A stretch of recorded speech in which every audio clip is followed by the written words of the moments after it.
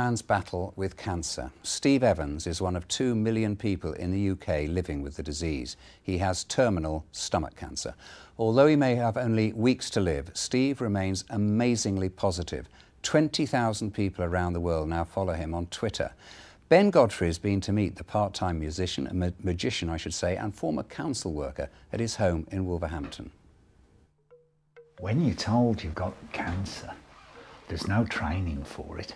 Steve Evans finds solace inside his summer house, surrounded by personal memories of his wife and daughters, speaking candidly about cancer. I can't see Christmas. The professor thinks it's possible I'll be here at Christmas, but at any time, the things that made me so poorly a couple of weeks ago, they can return. He refuses to say he's dying. He says he's reaching his journey's end. I'll never give up. But my mind is now aware of where we are in the journey. The 52-year-old from Wolverhampton has elected to stop receiving chemotherapy after fighting terminal stomach cancer for 2 years. We're at a place now where it's as good as it can be. I wouldn't recommend it as a holiday destination, though. It's not that sort of place.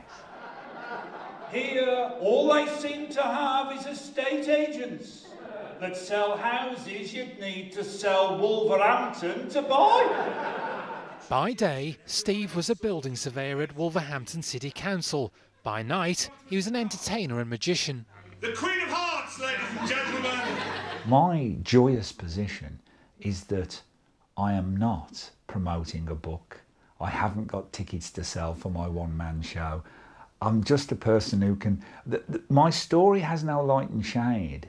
It is all positive.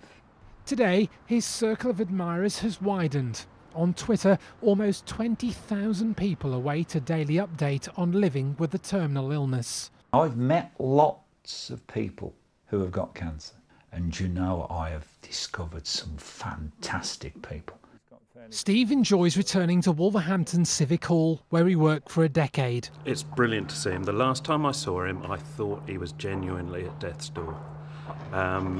So it's almost miraculous to see him today. A nurse, when I was in hospital last time, said, "Have you decided what your vision of heaven is like here?"